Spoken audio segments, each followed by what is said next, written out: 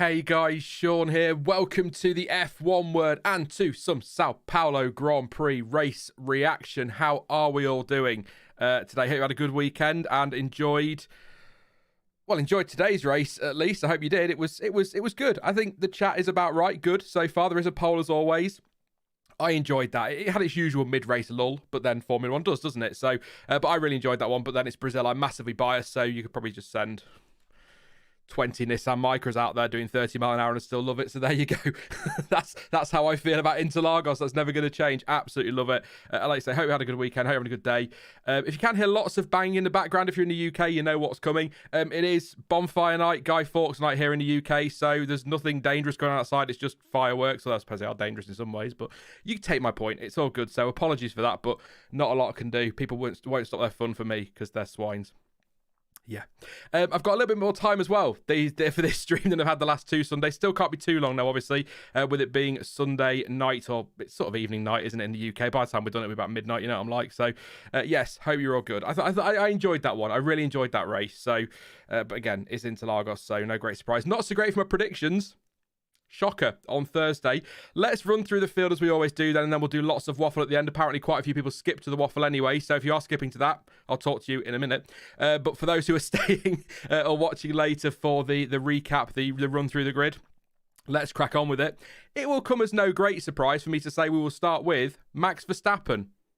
I know, what a surprise. Won once again. Not a huge amount in my notes for him, to be fair. Clean first start, as he was basically unchallenged into turn one, thanks to Charles Leclerc's formation lap retirement, which we'll get to a little bit later. Good clean second start as well and led away. 2.2 seconds clear by the end of lap 10. Was briefly challenged by Lando Norris before that, but only very briefly. Lap 24... was clearly managing, is kind of my point here. Logan Sargent in P13 was only 0.3 slower and 0.2 slower than him on that lap and the following lap. So clearly some tyre management going on there, and pace management, of course. Pitted end of lap 27 for mediums and rejoined in the lead. Second stop end of lap 56 for softs, rejoined P2. Team did think that Norris might be one stopping. He wasn't. He had to pit. I think they were hanging on for the safety car there just in case, but safety car never came, so they pitted. And then pretty much comfortable from there. 8.2 seconds up the road from Lando Norris. I could have probably written a much shorter summary of his race by just saying clean first start, clean second start, and then bogged off. Would have been probably the best way to sum up Max Verstappen's race, or indeed his season. I'm not going to sit here and wax lyrical about Max Verstappen anymore. I've done it all year. You know, it's the usual lines: brilliant drive, unchallenged, unstoppable, fantastic season, triple world champion, and all of that. Double as well this weekend, though, because he won the sprint, didn't he? So that was a point in my predictions, which is something, I suppose. But yeah, I don't know, I bother with predictions. I'm crap at them quite clearly, but pretty comfortable for Max Verstappen. There were moments where I wondered if Lando Norris might challenge, if I'm being honest, but it always felt like with the pace management, Verstappen just had enough in hand to just pop in a lap if Lando was getting a bit leery behind him with the fastest lap, and then I'll just go pop this lap in and just shut that down straight away. So I think it was well managed by Max Verstappen today. Pretty comfortable. With 17 wins for the season, he's broken his own record again.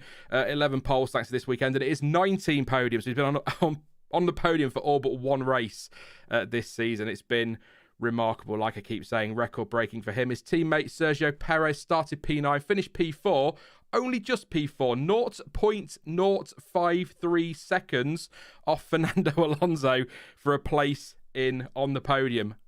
Unbelievable. So close. Such a great battle. People will say sort of on the last lap or the last couple of laps it was exciting, but actually Perez was following Alonso for quite a while, and that was I'll talk about it later again, but that great defending from Alonso, some clever driving with his battery.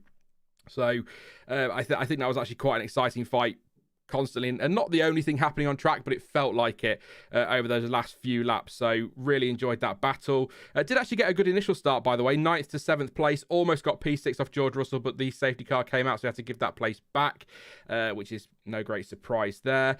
Got past George Russell at turn 1 on lap 14. Russell came back at him in turn 4, but Perez stayed at the inside into 4. That, I think Martin Brundle made the point in commentary, that Red Bull, particularly for Perez, I didn't really see much of Verstappen down there, but for Perez, the braking and turning at turn 4 and many other corners was superb today. They just had everything. You look at back 12 months and how badly they'd gone with their setup. They smashed it this weekend on both cars.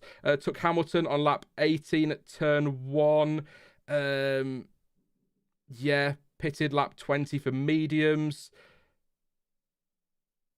wasn't sure about the pit stop, felt they shouldn't be following Mercedes, shouldn't be wasting their time with Mercedes. In fact, his quote is, why did we follow them? We should do our race, don't worry about them, meaning Mercedes. Overtook Hamilton again on lap 24, and then just began chasing down Fernando Alonso. Made a brilliant move up the inside of turn 1 on lap 70. Really ballsy from Checo. Aggressive defence, fair defence, but aggressive defence from Alonso. Checo just went late on the brakes, got the position, held him off into turn 4 despite Alonso challenging, but Alonso got him back on the final lap at turn 4, I believe it was indeed. All the way to the line, tried to drag him out of turn 12, good exit from 10 through 11, nice exit from 12, dragged him to the line, like I say, 0.53 seconds off a podium. It felt a little bit, it's not a podium, he got third yesterday, and he'll be disappointed it's not a podium, I'm sure, but it felt a little bit like we got the old Checo back. Or the Checo from earlier in the season. Maybe not quite to that extent, because it is P4, and he's not up there challenging for a win or whatever else, or second place. But it felt a little bit more like the old Checo today, and that was good. And I hope that he can carry that into Vegas in 2 weeks. God, Vegas already, and Abu Dhabi as well. But I'm not going to sit here and say Perez was absolutely exceptional. He's back and absolutely fantastic, and he'll be winning races before you know it. But that felt a lot better, a lot more like we've seen from Perez earlier in the season. So still a great race from him. Really, really good race. 9th on the grid as well, don't forget. So had that rain not hit when it did, got his lap in a bit better, his first lap in or whatever, maybe things are a bit different, but it's still a good result from Perez, an important result. I don't think it's crucial. I think they were saying on Sky commentary, this podium feels like it's crucial or critical or something like that for Perez. I'm not convinced it's that dramatic. But I think Red Bull will be very happy to see him challenging. And I think he should be good for P2 in the standings now. You never know, of course. One DNF and things can swing, of course they can, but I think he should be good for P2 now, given the woes that Mercedes had today, which we'll get onto again a little bit later in the video. But overall for Red Bull, just like their season, unstoppable today, certainly at the front. Perez seemed much better. If he can continue that in Vegas and Abu Dhabi and carry that into next year, I think he'll be okay, and the team will be quite happy for him. But I read some talk very quickly. We could do this properly in Waffle if you want later, but I read some talk, was it yesterday or Friday, at some point in this weekend, that discussions may open in December between Perez and Red Bull over a new deal for 2025, which surprised me. So I think the idea was that it would be a new deal for 24 and 25. But then I sort of pondered it over the weekend, because I thought, well, we're talking about him getting replaced, or people think he'll be replaced.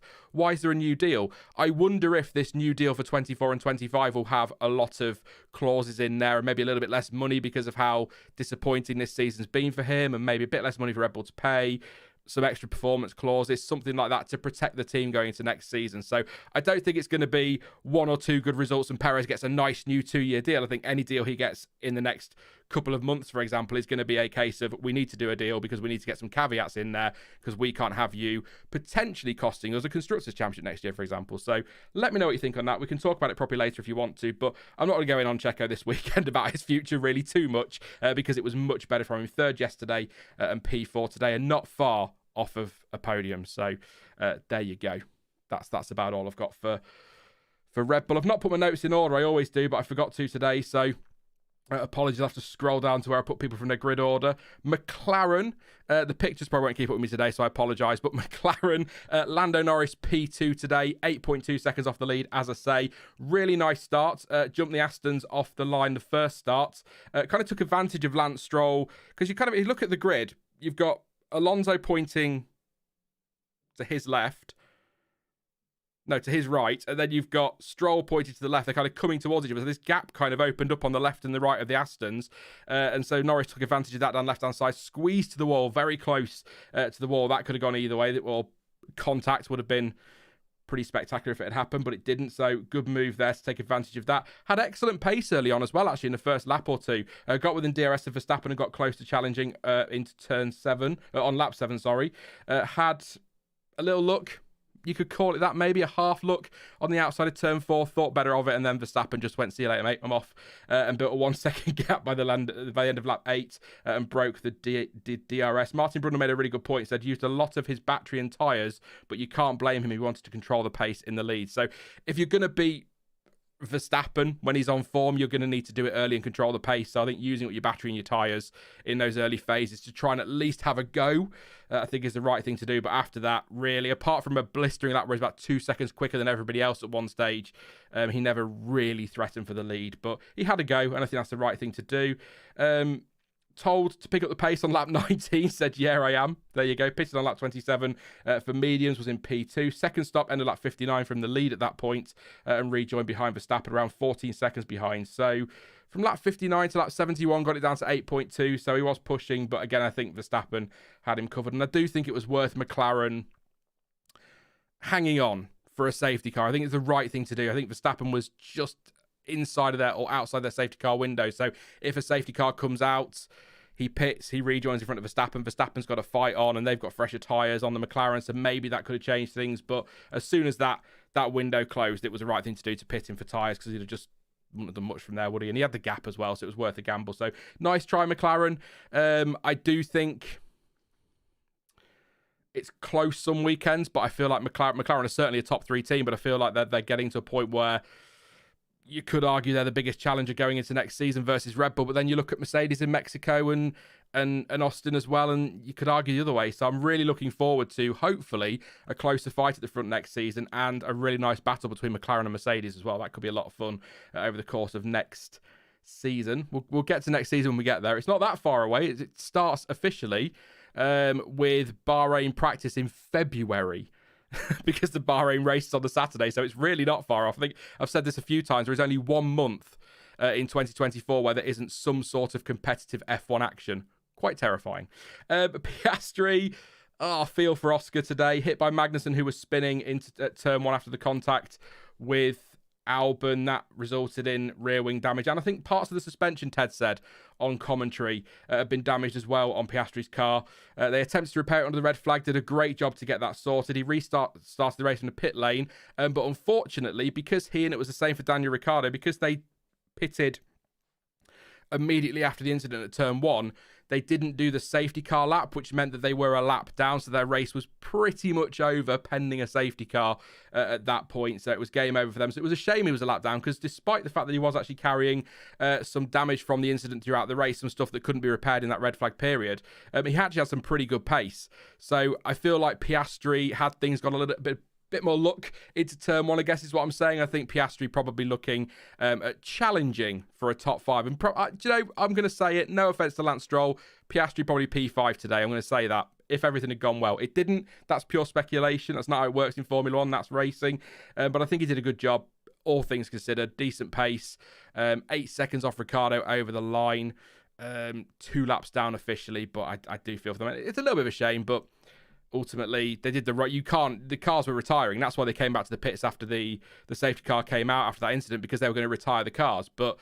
And you can't send them round with the cars like that waiting for a red flag, because you don't know if the red flag's going to come in 1 lap, 2 laps, 3 laps, whatever. So you can't take that risk, and they pitted them for safety, and because the car would have been undrivable, wouldn't it, basically, if the red flag hadn't come out. So best they could have done today. But I don't think Piastri was bad today, just unlucky into turn 1, and that was it, really, wasn't it? He was screwed from there.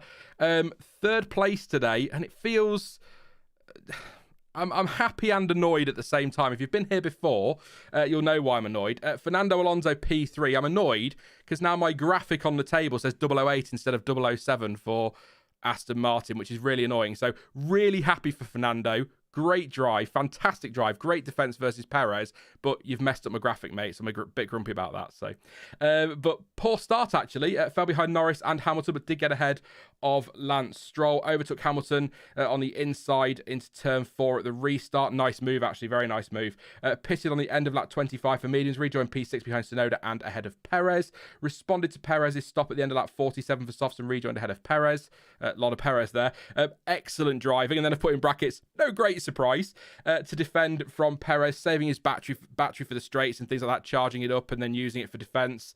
Was overtaken, as I say, by Perez on lap 70 at turn 1, got him back on lap 71 at turn 4 and just held him off over the line. In case you're just tuning in, 0.053 seconds between them as they cross the line to take the checkered flag. So yeah, I don't know what else to say about Fernando Alonso. I'm a little bit surprised that Norris got the driver of the day nod over Alonso, actually, because I think, again, people argue, well, Alonso didn't do anything for the last 2 laps. Well, he did. He defended hard, or he defended well against Perez by managing his battery pack, by managing everything he needed to, getting the entry and exits to corners right. He used his experience to fend off what was a quicker car. And I think he's got to be in the mix for it later when we get there for driver of the day. So it wasn't just because of what happened on the last 2 laps and it made things exciting at the end. It was because of what he'd done before that. He had a pretty, I wouldn't say quiet race, but he was sort of in a race on his own. Wasn't until Perez caught it, because Mercedes kind of caused a bit of a kind of the cork in the bottle, which held a few people back, and that allowed him to maybe be a bit more comfortable than he perhaps would have been.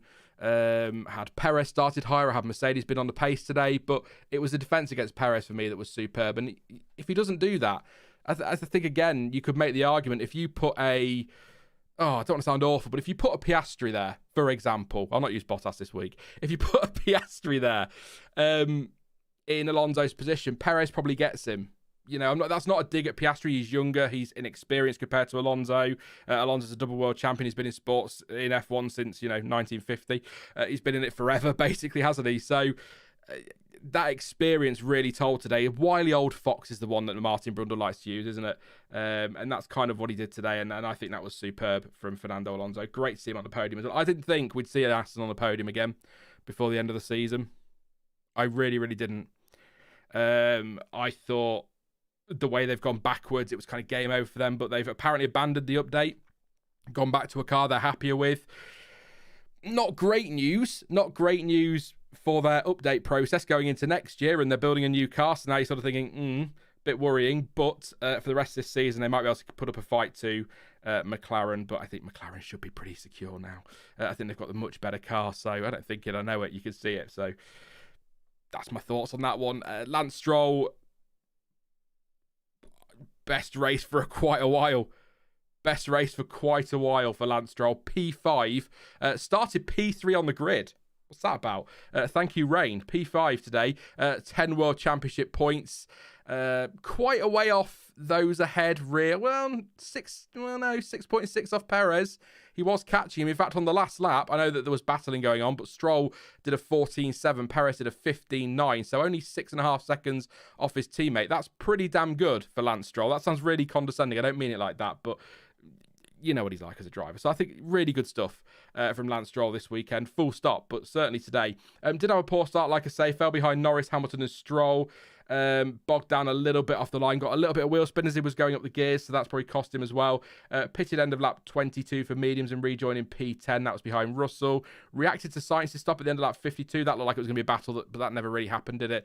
In the end, Sainz 8.3 seconds behind. Put on the soft, slowish stop as well. Well, no, pretty slow stop, 4.3 seconds. Right front was slow on.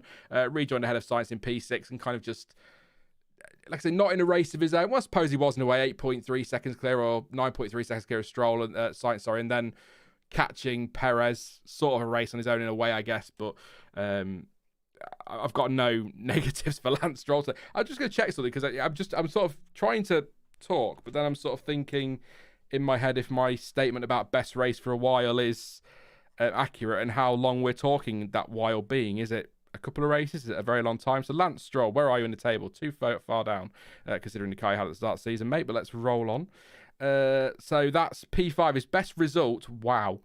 His best results, second best result of the season. So his best result of the season was Australia, or is Australia, P4. His best result since, I'd say, P6 in Spain. But really, yeah, that's quite a while, Lance. 7th. Let's go back to just for summer breaks. So Belgium was for summer breaks. It was 9th in Belgium. That was 11th, 16th. Withdrew, obviously. DNF 11th, 7th, 17th, and 5th, or DNF and 5th. So that's been quite a while since we've seen that from Lance Stroll. Great result. Really good drive. Clean drive as well. And actually, can I say, it was actually quite nice to see him do quite well in qualifying for a change. I always talk about how he's not really a great qualifier, which, you know, we've seen. He's had a pole position. He has put in some great sessions, some great laps, but largely throughout his career, I've always said he needs to get his qualifying right. I've always banged that drum, and he did that this weekend, and he ends up P5. So the point I keep making about Lance Stroll is again proven today. If he gets his qualifying right, he's doing well. And starting from the pit lane and getting to the points is great, but the team want him up there. And if he can get a good lap in on Saturday, yes, the rain came at the right time, of course it did, but he got P3 on the grid. He finished P5. Can't go wrong with that, can you, for Lance Stroll? So good stuff from Lance. Good stuff from Aston. It is so nice to see them up there again and see them cheering and not... Was it double DNF in Mexico for them? So, not bad. Not bad at all. Much better than last weekend. Not really difficult, is it? So, they are your top 3 teams, as always. Have you got anything you want me to... or you want me to mention about those top 3 teams, Red Bull, McLaren and Aston, before I spin on? If not, I will just crack on with it. And then if you've got any questions later, as I always say, these are turning into more like reviews than reactions, but I try to keep them as reactions rather than reviews. So if I miss anything, you can come and tell me off later when we do Q&A. If not, I will just spin straight on to the next few teams, because lots to get through today. As always stuff to get through. I like to run through the field. It's good to give everyone a mention that deserves a mention, and they all deserve a mention. They're out there entertaining us on a Sunday. We'll come to Logan Sargent Stein. Don't worry about that. Good to see you, mate. We will definitely talk about him. Alonso is the Yoda of F1, says CPB. Absolutely. I like that, the Yoda of F1. Jake says, I really want Stroll to just not suck, and think he did that today. For the internet, I'd argue that's a glowing review for Lance Stroll. He didn't suck today. Thank you, Jake. That made me smile. That was a good one. Handyman says, hit the like, guys. Yes, please do leave a like. We're at 76, 387 watching, 384 votes on the poll. So let's hit that like and get it well over 100 today. That'd be fantastic. Lance has pace. It just doesn't show as often as it should, says Martin. I think that comes down, Martin, to, like I say, not qualifying well. If he's always down the back end of the grid or stuck in the midfield in qualifying or after qualifying, then he's always got a fight on his hands. He's got traffic, DRS trains. I think that's what shows. So he did a good job. James Rich, yes, let's Mike crack on with the order. I did enjoy watching or listening to Simon Lazenby. I think clearly playing on that today a few times on Sky commentary. I think I heard I've probed Mike Crack was one of them, and I think I heard him say in the post race something like Mike Crack enjoyed that. So I think he knows what he's doing, does Simon Lazenby. Hey, Thomas says, hi, Sean. If you followed Danny Rick's pace today, he basically caught up to Yuki and followed him home. He basically took a P10. Thank you very much, mate. I will get to Danny Rick in a bit and co, but still, Ricciardo will go in the same bracket as Piastri. Really good pace today, and it's a shame that he's a lap down. Do you think Lando could have won if he did not make the last pit stop? I don't think so, Handyman, because I think Verstappen had gone from about 14 seconds behind to 10 seconds behind in 2 laps. So I think Verstappen would have got him. So I don't think it was worth really. Plus tyres, that's a second, maybe 2 seconds a lap quicker when he's pushing hard to try and take the win. Then you've got to think about the tyres falling away as well. I think he would have been got in the end by Verstappen is what I'm going to say there. But I think it was worth waiting for the safety car window at least. But yeah. Also, was it just me, or did the Sky commentary and the director seem hungover or something? They keep making small mistakes. Maybe. Yeah, we'll crack on with the rest of the field then. So we'll move on to the 4th team, which is Ferrari. Mixed bag of a weekend, actually. I was going to say of a day, but of a weekend. Good drive from Carlos Sainz today, P7 to P6, only 1 place gained, but they didn't seem to have the race pace that I was expecting them to have after what we saw earlier in the weekend. Did say after his start, I hope we bin this clutch when we get back to Maranello. Was told we'll talk about it later, so clearly something going on with the clutch there. Pitted end of lap 26 for mediums, rejoined P9. Close to Tsunoda when released, but he did stay in the kind of the middle, if you want to call it that, the slow lane in the pits, and allowed Tsunoda to stay in the fast lane, so I don't think there's anything there. It was close. If he pulls into the fast lane, it's contact, so he was never going to do that, obviously, but I think that was okay. That was on the line, which is fine. Caught Russell by the end of lap 33 as he was sat behind Hamilton and overtook Russell into turn 1 on 35 for P7 as it was at the time, then got Hamilton a couple of laps later to take P6. Second stop on lap 52 for Softs, rejoined P7. Slightly slow on the right rear, but not a huge amount of time lost, so that's not going to cost him anything in the race today. Did say on lap 68 that downshifts don't feel like the left pedal isn't... Said downshifts don't feel like they're working properly. The left pedal is not responding, or it feels like the left pedal is not responding. So maybe that's why there was no real challenge to Stroll ahead. He did a 15.3 on the final lap. Stroll did a 14.7, nearly 10 seconds behind in the end. So maybe that was a few gremlins creeping in for Carlos Sainz. I've not got masses in my notes for him because I think he just kind of had a good race, a decent race, good battling with the Mercedes. Thought there might be quite a fun fight with Lance Stroll for P5, but that never really happened. But he wasn't a million miles away from a podium, actually, in the end. 15 seconds. But, I mean, given the issues he potentially had, I don't think that's too bad. On the other side of the garage, though, Charles Leclerc, I mean... excuse the language, I'll read his team radio. Why the fuck am I so unlucky? You're sort of like, yes, Charles. Yes, Charles. I feel it for you. Lost hydraulics, apparently an electrical issue, according to Fred Vasseur. So lost hydraulics, that caused a formation lap crash. I did question, did he crash before? Looked like he may have crashed and then lost hydraulics because the rears were smoking, so maybe he spun them up while trying to warm tyres. But he said that the hydraulics went, he lost steering wheel, and then an engine, quote, thing, caused him to lock rears.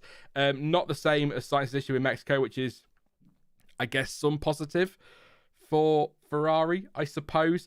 Did rush back to the car under the red flag to see if he could get the car back on the track and bring it back to pits. But I think if he'd done that, it would have been black flagged pretty swiftly if he was allowed back in at all, because he'd already left the car, he'd abandoned it. It had been touched by marshals. You don't know what's happened to the car. You can't leave your car and then come back to it 10 minutes later or 5 minutes later because it's been a red flag and try and drive it back out on track. And I think Charles knew that, but it's worth heading over there and just having a look, isn't it? And seeing if you could. But so he didn't rejoin the race in the end, but that was game over for him before it even started. Bit curious on the timing screens. Albon is classified absolute last because he DNF'd, but Leclerc is classified second to last, despite the fact he didn't actually start the race, which I found quite interesting. So I don't know what the reason is there. I don't know. I have no idea why. So just it doesn't matter. It makes no difference to anything that says DNF in the official classification. So it's not going to matter for anything like countback. Even if Albon did have an epic end to the season, it wouldn't matter anyway. So just something I noticed. Just a shame. Just a shame for Charles Leclerc today. It looked like his mistake initially, didn't it? But apparently not. It's a mechanical issue again. And I think I'm hoping for Charles this is just his really unlucky year, but then someone's going to hop in chat and say, well, he's had an unlucky couple of years at times. So, last year he made his own mistakes, didn't he, as well? But there were some mechanical gremlins as well. But this season it just doesn't seem to have clicked at all. So hopefully better in Vegas and Abu Dhabi and a nice winter for Charles, and then back next year to go racing again, and a better year hopefully in 24, but not much more to say on him. And like I say, Sainz, I've not got masses in my notes, but I think he had a decent race today, so good stuff from him. Pierre Gasly P7, Ocon in P10. That's Alpine having a cracking day, actually. Yes, they are ahead of Mercedes. Yeah, so it is. It's Gasly P7, Ocon P10. So double points for them. Again, I don't tend to get much in my notes for Alpine, but we'll do Gasly first because he was in 7th place from 15th on the grid. So pretty good stuff. I know a lot of retirements, but still, you've got to be there and all that. Pitted end lap 26 for mediums, rejoined P12. Overtook a lift and coasting George Russell into turn 1 on lap 43. But on lap 44, he reported, check the brakes, problem with the brakes. Clearly not a problem because he got to the end well clear of Hamilton. His pace wasn't great, though, to be fair. 16.5, half a second slower than Hamilton and much slower than those ahead and some of those behind. So, in fact, he was second slowest on the track on the final lap, I believe. Yes, so maybe just nursing whatever was going on there.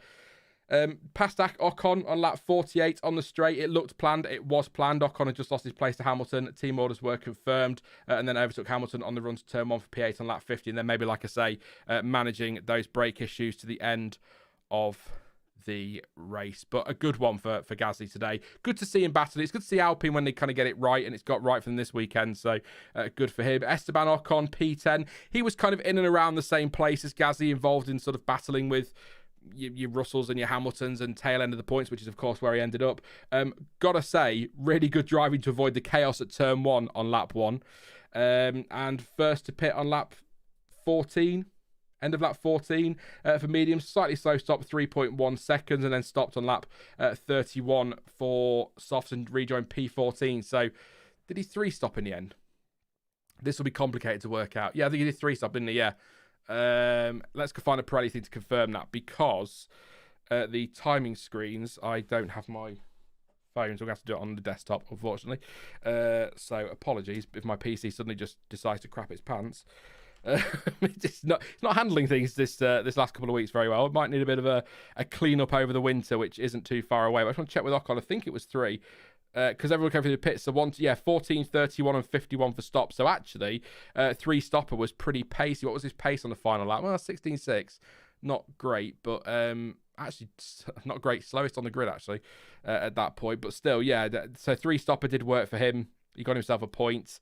I just wanted to check that. I thought he had, because obviously everyone came to the pit lane, didn't they? So decent from Alpine today. It's points as well. I know that in the Constructors' Championship it's going to make no difference to them. They're not going to be caught, and they're not going to be catching the teams ahead, but it's still nice to see them get points on the board, and it's a bit of confidence going. They've kind of got nothing to lose in these final races, although Pierre Gasly might fancy a top 10 finish in the standings. He's only a point behind Lance Stroll, just drop a place today, unfortunately, but he's got an opportunity there. So that could be worth some not prize money, but bonuses in his contracts that we've talked about before. So well done to Alpine. Lewis Hamilton, P8. I've got to be honest, most of my notes today are on Mercedes, because particularly on Russell's side of the garage, they never shut up on the radio. So there, my headphones are just typing away. So I won't read it all, because some of it really isn't important. But Lewis Hamilton, P8. George Russell, DNF. I don't know if Ruby's here, but Ruby will be livid with me for picking Hamilton for the win on Thursday in my predictions, because I ruined that for him, didn't I? But yeah, where was the pace? Where was the pace? Everyone was, I think after practice, I was umming and ahhing, but the talk was that they looked okay on race pace and all of that. And then yesterday in the sprint, nothing. Today in the race, basically nothing. Hamilton did jump both Astons off the line outside of Alonso on the run to turn 1. Like I said earlier, with Norris, he went to the right, Norris to the left, and the Astons were in the middle, and they went through. So there you go. Did try and move on the outside of Norris at turn 1 restart and didn't make it work. Locked up and possible flat spot, but it didn't seem to affect him any more than everything else was affecting him. Passed by Alonso at turn 4. Was suffering with D-rates at one point, apparently over the radio. Managing tyres in his first stint is what they said, but I just don't think the pace was there, full stop. Pitted at the end of lap 18 after Perez passed him. Medium tyres and rejoining P11. Then said on lap 20, got a problem with my left front. It's starting to turn right. I didn't see any more on that one, so that was a strange one. Said he was struggling with tyres on lap 34. I quite enjoyed the radio message from Bono when he said, let's use the tyres now. And Hamilton said, I have been for the last 5 laps, dude, and kind of chuckled while he was saying it. So at least he could laugh at that, I suppose. But I think they said in comms as well, if you don't laugh, you're going to cry. So I suppose it's better to laugh at that point. Pitted at the end of lap 46 for softs and rejoined ahead of Gasly in P9. He wanted the hards at the second stop, which was quite a surprise because nobody's wanted to touch them for most of this weekend. And then he said, I'm in Gasly's DRS and I still can't catch him, or I'm still not catching him. So no straight line speed for Mercedes, among other things. And I think Toto Wolff, he said afterwards in his interview that he doesn't believe this car deserves a win. He thinks they've gone the wrong way somewhere since the last 2 races. It's not good enough. All the usual lines that he comes out with when I've had a miserable weekend. He's quite... I find Toto is more... at risk of upsetting Mercedes fans, but I find him more honest when they have a bad weekend than perhaps when they have a good weekend, if that makes sense. He's not honest, but when they have a good weekend, he kind of gives it the PR spiel a little bit. You know, this is a great team, great car, we're amazing, blah blah blah. But when they have a bad weekend, he's quite blunt, isn't he, with it? So I kind of like that emotion and that honesty from him, but it just wasn't a good weekend for the team at all, really. And George Russell says, I think Russell today, he likes to have a bit of a whinge on the radio, does George? Today was one of the moaniest days, if that's even a word. It's probably not a word, but I'll use it. Moaniest days I've heard from him on the radio. And I kind of get some of his frustration, actually, because he said, I'm having to push too hard in 11 and 12. Either I overtake, Hamilton obviously, or he needs to manage more through there. I'm not really sure why the team didn't swap them over, because George Russell ultimately retired with issues with temperature. Now, I'm not great with the tech stuff. I don't know if high and worsening power unit oil temperatures are caused by following another car. I'd assume it's got to be a part of it. So I'm quite surprised Mercedes, given that Hamilton was struggling or appeared to be struggling, didn't swap them over. But then at the same time, if Hamilton's saying he's managing tyres, you're not going to swap them over because it's not a pace issue. It's a management thing, isn't it? So it's a really fascinating. They didn't consider swapping them around at any point. And that seems to be frustrating. What was frustrating Hamilton, because he did, not Hamilton, sorry, Russell, because he did also go on sale on lap 33. I haven't been on the radio because I thought it was quite obvious who has the pace, just sat here burning the tyres. Which I kind of feel like you need to be on the radio. Come on, guys, what are you doing? I'm quicker. I've clearly got the pace. I'm burning my tyres up. The car's getting hot. Let's give me a chance out in clear air. But it just, I think whatever happened today, it was just going to be a crap result for Mercedes, and that's just the way it goes. Just on Russell's race, outside of the complaining. DRS didn't open a couple of times. Lap 11, 12. Sky said he wasn't in DRS. I'm pretty sure he was in DRS. So whether they just weren't using that because he wasn't going to overtake or wasn't allowed to overtake, whatever the decision was, and they just didn't want to get too close, I don't know. But it didn't open a couple of times, so I don't know if there was an issue there. It did open on lap 13. They said he was sliding a lot as well. Told to manage more, but not happy, asking if they wanted to race or lose places. Yeah, just a lot of frustration. Told to lift and coast for engine temperatures on lap 42, so that's when it all started to fall apart really again, didn't it, for his reliability. Lost time to Gasly behind and then Tsunoda as well. Pitted in lap 45 for a final time for a scheduled pit stop and rejoined P11 and was told to retire the car at the end of lap 58, and like I say, for high and worsening power unit oil temperature. So it's... No, DRS isn't automatic, Nomad. It's they get a beep in their ear and then they press a button. It closes automatically when you press the brakes. Does it close automatically when you lift off as well? But yeah, when it automatically closes when certain things happen, but you do press the button yourself for DRS. But they get a beep in their ear, which is quite interesting. That would drive me mad, but I guess it's there. So yeah, no, I think like I said, quite a moany race for Russell, and I suppose a lot will argue it's a moany race for Hamilton. I certainly heard more from Russell on the broadcasted team radio. I don't know what was said elsewhere, but to be fair, I'm actually, like I've already said, kind of feel like he should have moaned a bit more about not being allowed to go and have a go. But then if Hamilton's managing, you're not going to swap your drivers down. Plus, I would argue as well, Hamilton fighting for P2 in the championship, it's not the biggest deal in the world, is it? But they'll want it. So maybe that's what, I don't know what they were thinking. I'm sure there'll be some more quotes that will come out at some point from Mercedes. So just a very disappointing weekend, full stop, for the team. But I'm not going to try and second guess where the pace has gone. Maybe they've gone the wrong way in setup. Maybe the tyres aren't switching on. It was quite hot today, wasn't it, as well? So that could be part of it. I'm sure there are many reasons. It's never one thing in F1, is it? It's always, you sort of go, like you look at Red Bull in Singapore, for example. They sort of go the wrong way with something, but then something else goes wrong, and then they're trying to tweak that, and they go too far another way, and it just, lots of little things add up sometimes, and temperatures and conditions and track layout and things. So I don't imagine it's one specific issue for Mercedes this weekend. I think it'll be loads of stuff, but Vegas is a lottery. They could be right up there again. Abu Dhabi, I'm not sure about, but I think Abu Dhabi could be a pretty comfortable end to the season for Red Bull, because that's what they need, because they've not had many comfortable races lately, have they? It's insane, isn't it? So Toto would love to ruin Red Bull's clean sweep, says Scott. CPB, if Lewis secured P2 in Mexico, Perez would be in trouble. Now I think Perez is safe. Interesting one. We'll come to that a bit later. Kaori says Russ was all over the radio. Lewis barely spoke. Like I said, Lewis had a few complaints, but complaints that are reasonable, sort of, but not reasonable. Complaints that he would always make, and a lot of drivers make, about, sliding, or got a problem with, left fronts turning right instead of whatever, struggling with tyres. We always hear that. And then, I don't think he was moany, but he wasn't happy. Russell just seemed really annoyed today. So fair enough. I'll give him that one. Yuki Tsunoda, Alpha Tauri, P9, Daniel Ricciardo, P13. We've touched on Ricciardo already, thanks to Thomas there, about what was a decent performance. But Tsunoda, we'll start with him. Couple of points on the board. That's double points this weekend for Tsunoda, isn't it? Where did he... Oh, now Sean's gone and tested himself off the top of his head. I did pay attention to the sprint yesterday, which was nice. I don't always. So yeah, P6 yesterday, so it's double points this weekend for Yuki, so good stuff for him. That's going to be a nice little boost for him and Alpha Tauri, so awesome stuff for him. Really nice battle with Gasly at turn 12 initially, but had to get out of it. Went a bit wide and kicked up some grass, and then that resulted in being overtaken by Ocon as a result of that. He also put his left rear on the grass at turn 10 and went wide, losing P10 at the time to Valtteri Bottas. Pitted under like 26 for mediums and rejoined P13. Team Radio did complain of having too much understeer in the slow speed corners, so maybe hampering him a little bit today for his pace, but it's P9.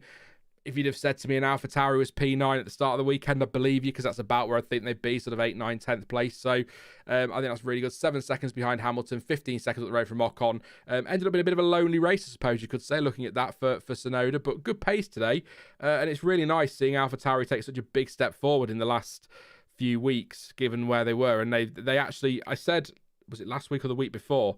They all roll into one of these triple headers, but I said something about Williams should be safe in P7 in the championship now. Not so sure, because whilst Williams are still fairly pacey, yeah, it's P7, AlphaTauri are now just 7 points behind. They scored 4 points in the USA, 6 points in Mexico, 2 points today, and they scored, I can't remember, 6 places, 3 points. So that's 5 points this weekend. 2 weekends to go. They could get Williams, for P7, which I'd be happy for AlphaTauri, but I'd be a bit disappointed for Williams, because I think they've done such a great job to be in P7, but the season's 22 races long, isn't it? So you've got to be there for all of it. But looking good for AlphaTauri in that battle, I think. Danny Rick, P13 today, a little bit hampered, or massively hampered by the start and the damage, which was quite bizarre. The carcass of the tyre that bounced off Hulkenberg's car bounced onto his rear wing, onto Ricciardo's rear wing, and that broke it. So he was wheeled into the garage. They're retiring the car, so he doesn't do the safety car lap. The red flag comes out. They all come in the pits. He's a lap down. They let him rejoin, but he rejoins 1 lap down. So it's kind of race over at that point. So all he could do was do some good work for the team, hope there was a safety car that allowed him to unlap himself, and then try and get back into the race. But that's extra safety car never came. Great work from AlphaTauri, by the way, like McLaren, to get the car repaired. Started from the pit lane. Like I said, shame he was a lap down, because his pace was really good as well. I think Piastri and Ricciardo, I don't know if it's a case of nothing to lose, so a bit less tyre management, I don't know, but they were really good on pace today. Piastri's final lap 14.7, Ricciardo 14.3. Everybody else except the leaders were in the 15s. So they were quick. They were quick today. I know there's a lot of management going on, but still, it's a shame, because I think Ricciardo could have had a shot at points today looking at that pace. And if what Thomas is saying earlier about him basically... have we still got that comment, Thomas? Let me find it. If you followed Danny Rick's pace today, he basically caught up to Yuki and followed him home. He basically took a P10. So not literally. Obviously, he hasn't. He's finished P13 and he's a lap down. But he caught... The pace was there today to challenge for points, is I guess the point there. So bit of a shame, but just a freak incident with the carcass of the tyre. He said he tried to avoid that one. Quite a scary moment. But there you go. It was okay. Damaged his car. So a freak incident there. Very unlucky. And then you have to, there's no criticism here at Piastri's side of the garage or Ricciardo's side of the garage, because if your car's got a broken rear wing, you've got to stop them. You can't leave them out there, because if that comes off down that straight, you're having a monster crash. So, and the car will be crap anyway, let's face it. You're done, aren't you, at that point? So they have to pit him. They do to retire both cars, and then the red flag comes out. Just so unlucky with the timing. If that red flag comes out rather than the safety car, for example, they're down at turn 4 where the safety car comes out. Instead, they throw the red, which I think I said pretty much once I saw the barrier, that's going to have to be a red. It's just a shame that red didn't come sooner, because I think Ricciardo and Piastri would have been in the points today. But that would be bad news then for Tsunoda and Ocon and co. So it kind of works the other way, doesn't it? So good for them. But I think good driving from Ricciardo this weekend, today, and Tsunoda throughout the weekend for a double points score finish. Good stuff. Also good stuff, Logan Sargent in P11 for Williams today. I know somebody's going to say it. I know only 14 cars finished, but he was consistently, before Russell Bottas retired, he was consistently around sort of 11th, 12th place. So that's decent pace from Sargent today, and a really good performance. And And as I said earlier, I talked about Max Verstappen. I know Verstappen was doing management, but on lap 24, he was only 0.3 seconds slower than the race leader, and he was down in P13 at that point. So 12, 13, yeah. And the following lap was 0.2 seconds slower. So he had some pace today. And I think he needed one more DNF. He was 16 seconds off the point, but still clear of those behind. So there'll be people that will argue that with the DNFs and the damage to Hülkenberg, Ricciardo and Piastri, that they were all still carrying remnants of, and Ricciardo and Piastri being a lap down, that technically he finished last. But I'm not buying that. That's 11th place for Logan today. And I think that's a great result. And I think, keep doing that. He's keeping it clean and keep delivering some results. He should be okay for next season. I don't expect him to go anywhere. So expect an announcement tomorrow they're putting Drugovich in the car or something. But that's just my look. I did it with Alonso, if you remember. The people will remember it. If you were there, you're there, as the saying would go. Sat there in a race reaction on Sunday. Fernando Alonso is not going to Aston Martin, and here's why. 12 hours later or something like that, it was announced he's going to Aston Martin. So I'm not very good with guessing, so it could be anybody in that car next season, but that kind of performance is really going to help his cause today. Alex Albon, collision with I've written collision with boy Haas, but I suppose that's supposed to say both Haases. So collision with both Haases. He didn't appear to steer left on the onboard from what I saw. There'll be some pictures of the incident in a moment. In fact, I'll tell you what, let's go to them now while we're talking about it, because it makes sense. No offense, Logan. There we go. Great drive. Good stuff, Sergeant. But yeah, collision with both of the Haas drivers. He's sort of on the outside. You can see from the image there. Magnussen on the inside is kind of coming across a little bit, which you do. Hülkenberg's in the middle. There's no way Magnussen knows that Albon's on the outside of him, on the outside of Hülkenberg. There's contact between Hülkenberg and Albon, which sends Albon into Magnussen's car. Albon then goes spinning off. Magnussen spins into the back of Piastri. The tyre carcass flies up in the air and hits Ricciardo's rear wing. Utter chaos into turn one, basically.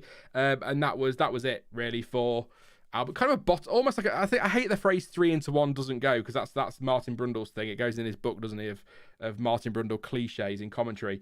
But it's almost a bottleneck style situation. It's not a bottleneck, but you know what I mean. Into the wall, game over, like I say. And it's a shame because he had a decent start because he was flying down the outside. So ironically, his good starts took him out of the race, which is, again, that's like I say, when you've got that start for Lando Norris earlier, anybody moves in that three wide and there's a big accident there for him. So it's just luck of the draw sometimes in those situations. But very unfortunate for Alex Albon. He did nothing wrong, as far as I'm concerned, and I don't think there'll be many that say. I'm sure there'll be one or two who try to be clever and think that he did, but he doesn't at all. It just didn't work for him. And look at the damage on that car. It's big. It was a big smash, and you don't want to be crashing down there. At least it was off the line and not a lap later or something like that when they're at full speed through there. But yeah, that requires some barrier repair, as I'm sure you can imagine. Red flag as well. So that kind of is what, as well as the contact, shafted Piastri and Ricciardo, like I say. But game over for Alex Albon, which is a real shame, because I think I've just praised him for a good weekend, and now I'm going to dump all over him. I'm sorry, Logan Sargent, but if Logan Sargent finished 11th today, pretty confident Alex Albon would have been in the points. So potential points on the board there, and I kind of would have been quite enjoyed Albon, Gasly, Hamilton, Tsunoda, Ocon and Sargent there battling away. Could have been a lot of fun, but didn't happen for him. Again, not on him, just happens. We'll talk about Haas while we're here as well, because we'll talk about Williams and that they're involved in that one as well. I've talked about the incident that ended Magnussen's race.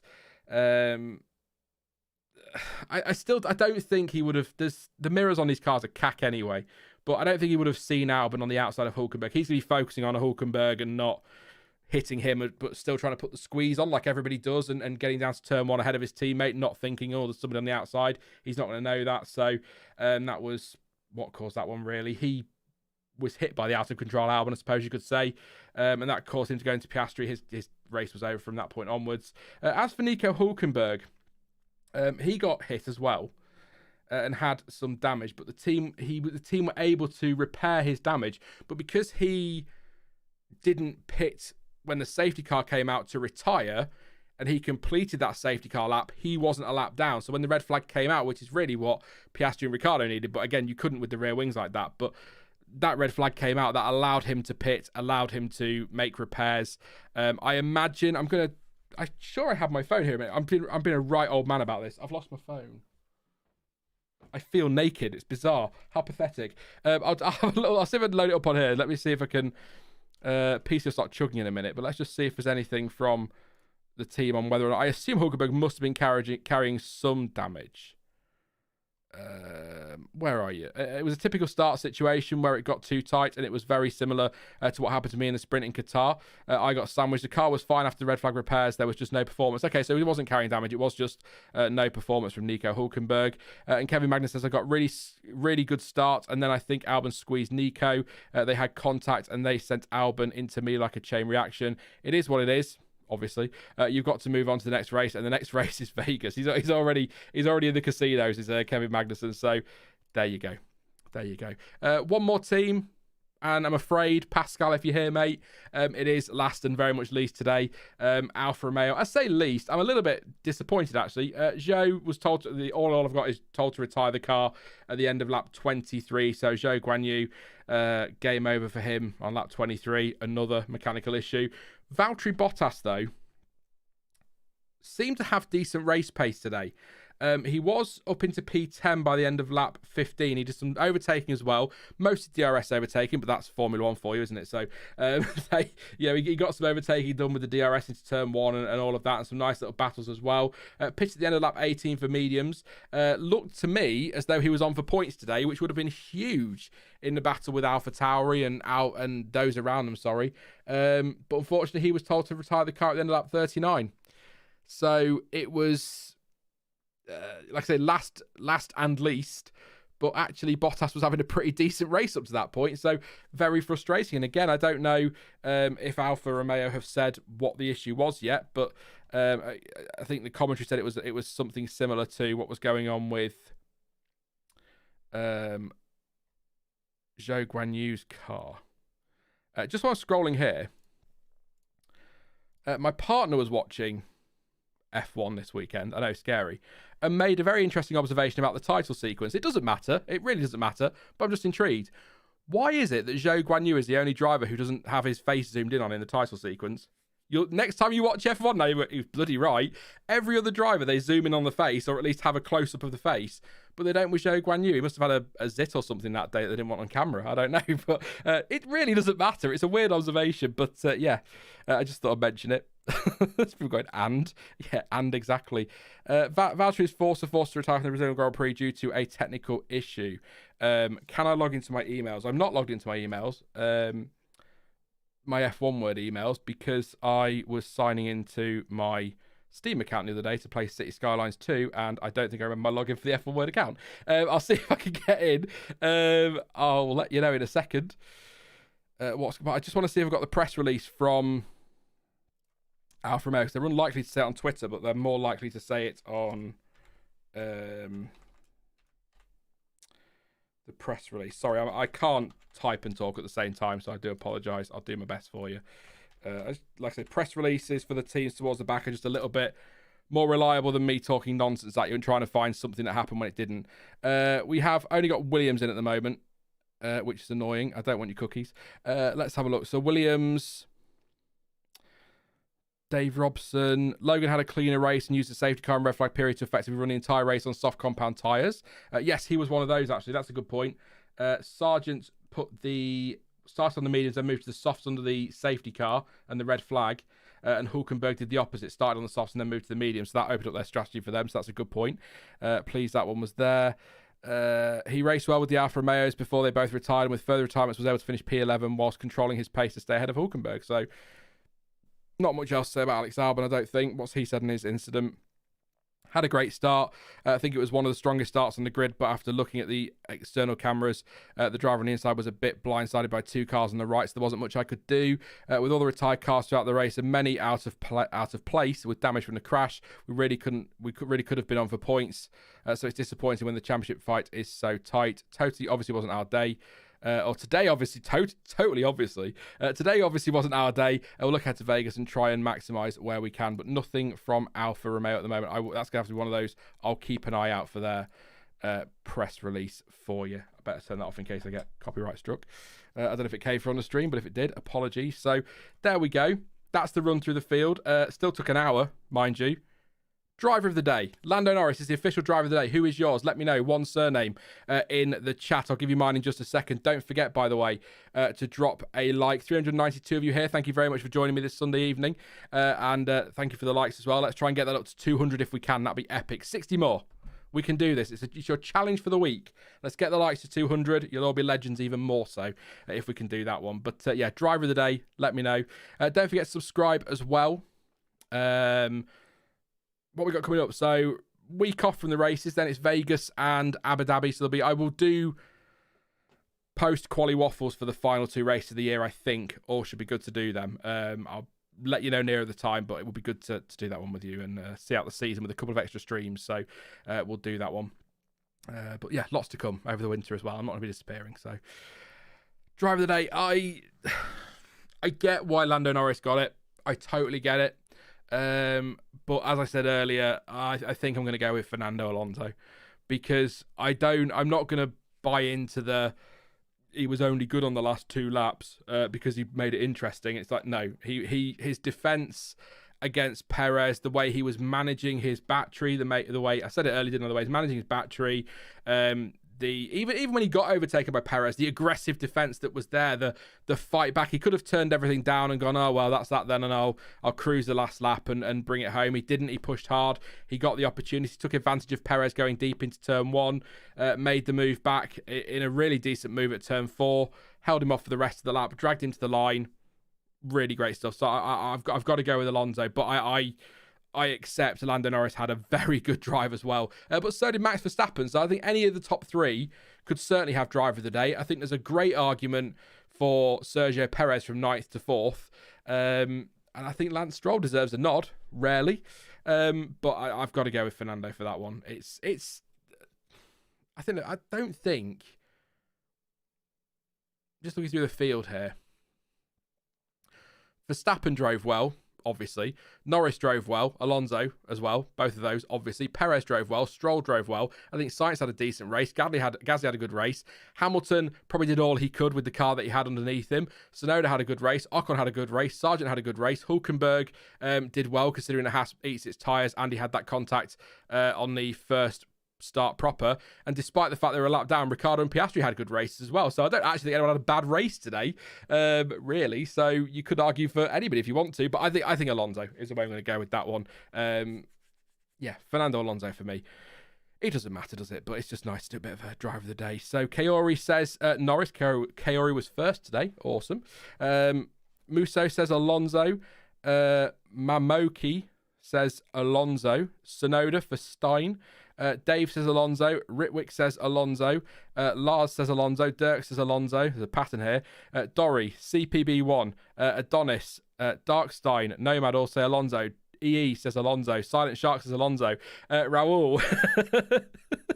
Purus, Villas, James. Well, no, they all say Alonso. James Rich, being Larry as always, says Leclerc.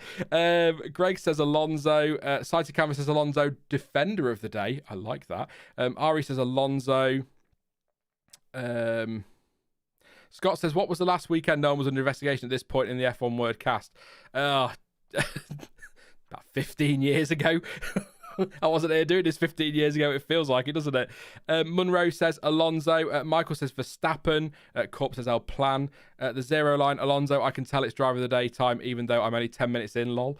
10 minutes. We could tell him all sorts of the future in the chat. Scott says Alonso. Logan says Alonso. Is it FOST driver? Alonso, Gasly, and Max. Good shouts. Nick Service says Gasly. Silent Shark says Leclerc did the most to make it interesting. Fair enough. Zach says undeniably Fernando. That was a champion's drive. Dimitri says Alonso, driver of the day. Tsunoda, driver of the weekend. That's not a bad shout actually for Tsunoda. I think he's been very good this weekend. Kinsu says Alonso, 100%. That defense was absolutely gripping to watch. Gasly, really nice pace for Jonty. Hey Jonty, good to see you, mate. Let's do 3 Stoffel's teammate. Stop it with a Stoffel. No, I'm joking. Lots of Stoffel love. We always love Stoffel. Let's just try and find a couple that aren't that are serious but aren't the same picks. So, Gasly for Jonty, a lot of people like Pi and Nick and Letox and Freeze says Sonoda had a little off, which is true, yeah. Formula One fan Alonso as well. M. Harasi says Alonso. Ollie says Glock. James says Gasly.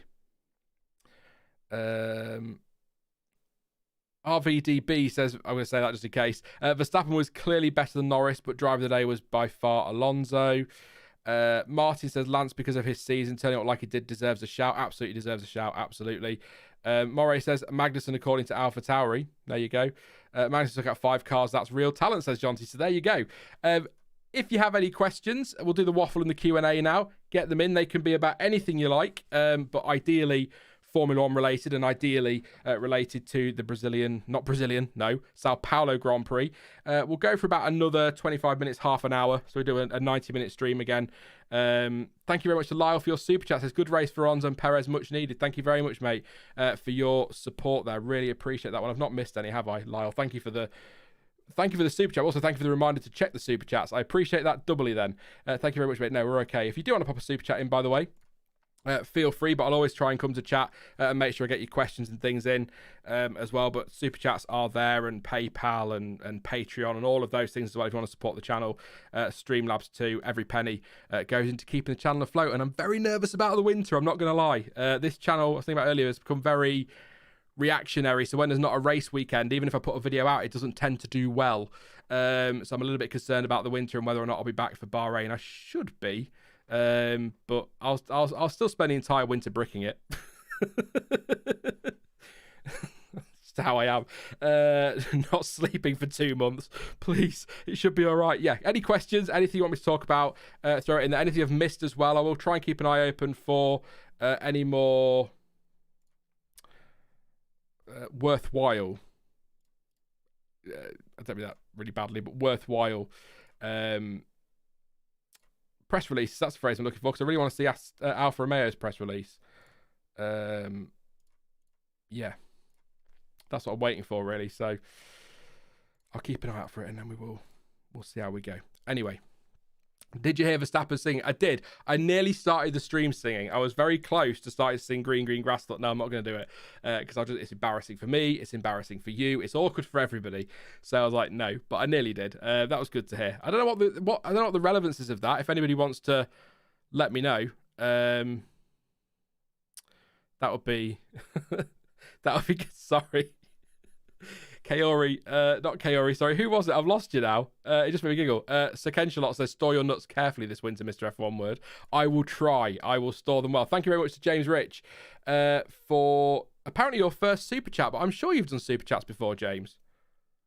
If you have, then that's a bug. If not, you get a like, so who cares? Thank you very much, James, for your super chat. Says, will you be streaming in the off-season? Maybe get Jonty and Chainbear on and get the band back together. You forgot Dan, James. Oh, no. Dan James is in You Forgot Dan James, not Dan James is in the winger.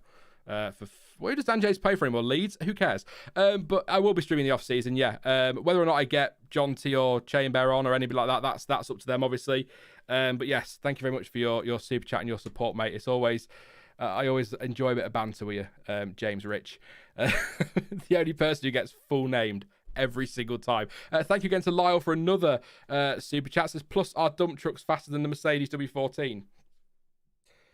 Ask Toto Wolf and he'd probably say yes, Lyle. Thank you very much, mate, for your 2 super chats there. I appreciate the support. But yeah, no, I think if you ask Toto Wolf, he'll tell you that there are snails faster than that, but I don't think it was. I don't think it's that slow. It's a really bad weekend for them. I don't know what's going on there. Time to play F1 games and upload that then. Oh, there's no chance, Corp. There's no point in doing that, mate. I'm terrible. Absolutely horrific. Absolutely horrific. I know games are for fun, but I couldn't upload the games I play to the internet because you wouldn't be interested, and I couldn't upload the F1 games to the internet because I play on about 60% difficulty. So, because I like to have fun on games. I'm not bothered about trying to be the best at the F1 game or whatever. I just like to have fun. So I have fun at 60% because I can win all the time in a Williams. So who cares? Driver of the day makes no sense anyway. Max driving the best season in F1 history with 17 wins in counting, but only 3 times driver of the day, says Ghosty Spade. Yeah, I've said this before, Ghosty Spade, on streams. It's the whole... Technically, driver of the day is irrelevant because technically the driver of the day is the driver who finished first, surely. You know, it's like when you do who was your driver of the season? Well, surely it's Max Verstappen because he was first in the championship. But it's kind of a weird. I totally get what you're saying. But I've said before, it's a weird. It's a popularity poll. Max Verstappen used to dominate it. You know, he could finish fifth and he'd still get driver of the day and not particularly do very well. Lando Norris is a big fan favourite at the moment, so he gets all the votes. That's kind of the way I see it. So it's more of a popularity thing than necessarily they were great this race. But Norris was very good today, so fair enough. Free says, lucky for you, Sean, the winter is very short again this year. Yeah. Like I say, only really January with nothing because of car. Well, I mean, I don't know, car launches might be a bit earlier this year. Maybe a week earlier with everything else been a little bit earlier. So you might find car launches in January, which is fine. I'm concerned by Toto saying we've gone the wrong way. The side pods will be gone again in Bahrain and it'll be last again. That doesn't say gone, does it? There's a love heart in the way for some reason on the stream. Because I love you, Jonty. That's what it is, mate. Will be gone, yeah, again in Bahrain and it'll be last again.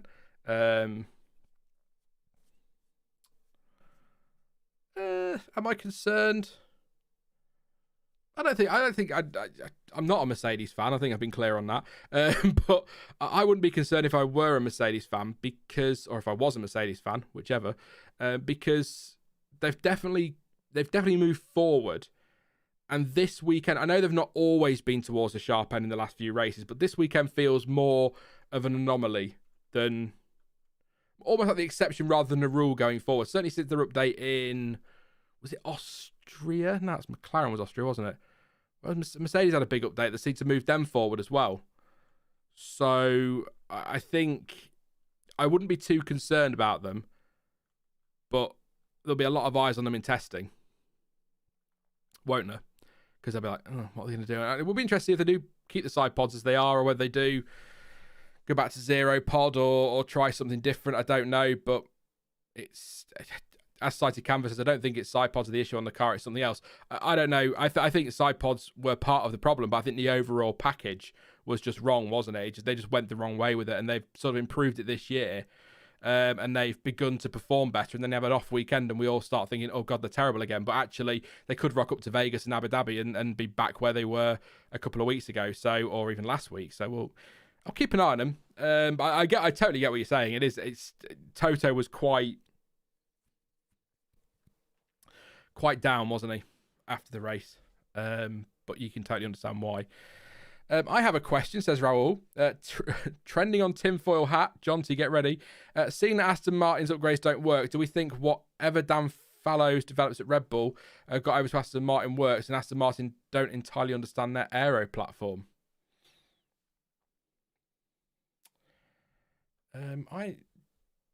Do we think whatever Dan Fallows develops at Red Bull and moved over to Aston Martin works, and Aston Martin don't entirely understand the aero platform? It's possible, I suppose.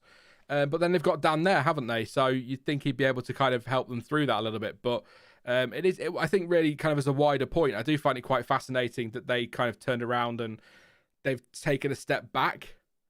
And they've taken a step back on development, but they've actually made a step forward on track. A bit like Mercedes, I'm not going to get overexcited about what happened today for Aston Martin, because we could get to Vegas in 2 weeks and they could be back end of the top 10 again and nowhere on pace. It could just be Brazil. I've always said this, Brazil's a bit of a lottery, and it's often an anomaly in a season. That's a mouthful. Often an anomaly in a season.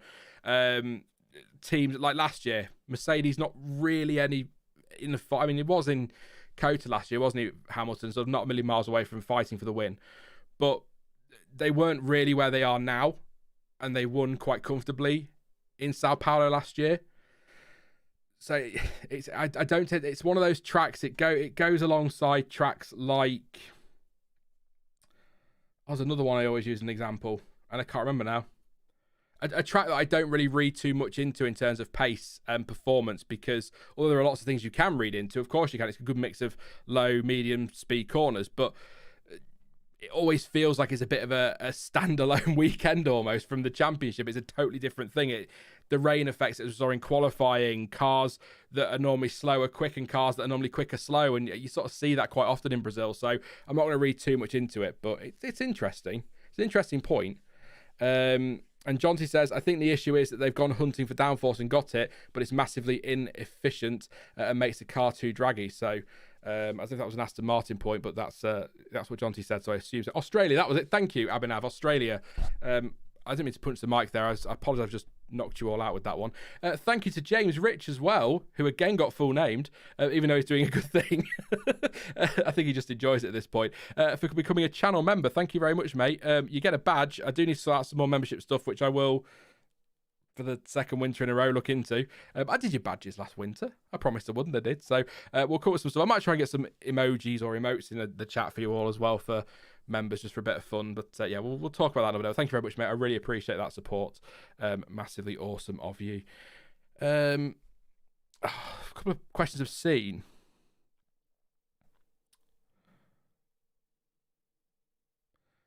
No, we'll not go down that road. Adrian focused on the suspension perfection. Merc needs to understand the suspension in their weakness. They still porpoise when they drop the car. See Austin, says Scott. So Scott, some points there on Mercedes and their performance at the moment. So I'm just dealing with something over here.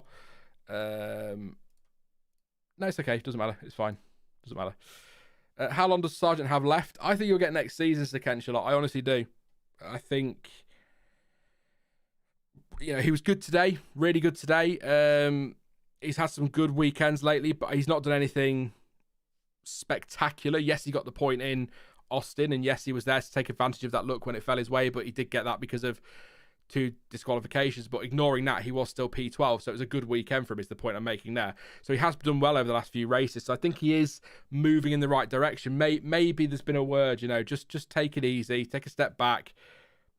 Don't worry about overdriving the car. Don't think about your seat. Just focus on getting back up to speed, or up to speed. And I think he's done all right the last few, sort of 2 of the last few races, and maybe even more than that. I don't know. I've not really gone through his results too much with Logan. So what's he done the last few races? So yeah, DNF in Mexico, but he's 11th today, 10th in the USA. A couple of DNFs, Japan, Qatar, 13th, 14th, Italy, Singapore. So he's sort of too many DNFs for one reason or another, but I think he seems to be taking a step forward. But I think what will save him, and I think it's interesting that Felipe Drugovich signed the new deal, or is staying on at least, with Aston Martin's reserve next year. I think what will save him is a lack of options for Williams.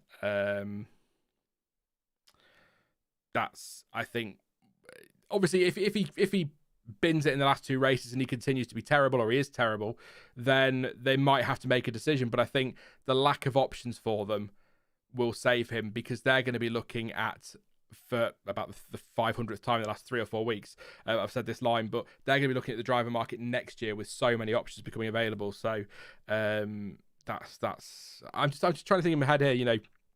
Drugovich was linked, but he's staying on as reserve at Aston Martin. That was confirmed this week. Lawson was linked, but Red Bull have said they want him ready at short notice if he's needed at any point next season as a reserve. So these options are all sort of dwindling. The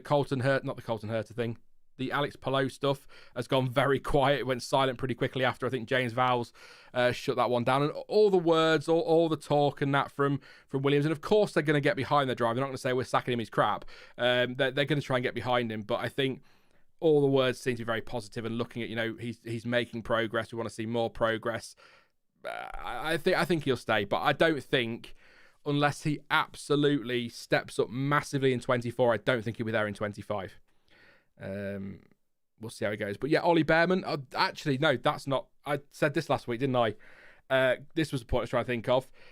Kimi Antonelli. If you weren't here last week, so I'll repeat it just very quickly. He is Mercedes Junior. He's jumping straight to F2 from F3. He's doing what some of the big drivers we've seen come through Formula One over the years do, hopping into F2. Mercedes have a great relationship with Williams. They're going to want to get him because Lewis Hamilton is here for the next 2 years. He may do another 2 years, but he's not going to be here forever. He's in the twilight of his career. Mercedes are going to need to start planning for the future, so they will really want to get Antonelli, if they see him as the future, or Frederick Vester, you could throw him in there as well, into that Williams as soon as possible and get them, like George Russell had, 2 or 3 years in that car to kind of cut their teeth at the back of the field or towards the back end of the field, or hopefully with Williams in the midfield, as we've seen at times this year. Allow him to kind of develop, or allow them to develop, ready for who's going to replace Lewis Hamilton. So I think that is... I think I could see a Vesti or an Antonelli in a Williams in 2025, but I think it's too early for Antonelli next year, obviously. Probably doesn't have a super license either. But I mean, Vesti could be an option for next year if they don't want to stick with Sargent for one more. If they're not impressed with him, I suppose he could be an option for next year. But Vesti, yeah... I think Antonelli's the one that they seem to be really putting a lot of effort behind. I punched the mic again, sorry. A lot of effort behind. So I think I could see him in Williams in 25, 26 and do a few years there before maybe getting the main team. But I think Sargent should be okay for next year unless he has a horrific final 2 races. But even then, yeah. I'm not talking about next year, Dominic. I'll talk about 25, mate. I know he's still young, isn't he? I don't know when he turns. In fact, I'm going to check, actually.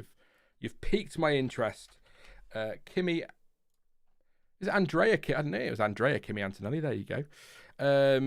So he will be 18 next August. So he would be able to race if he gets a super license in 2025, which was what I was thinking. That's why I'm thinking Sargent for 24, and then maybe an Antonelli, perhaps Vesti, whatever they want to do for 25.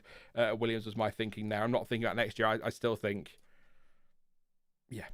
Raul says Sean versus the mic, punches landed 2-0. I don't know. It's hurt me more than I've hurt it, definitely.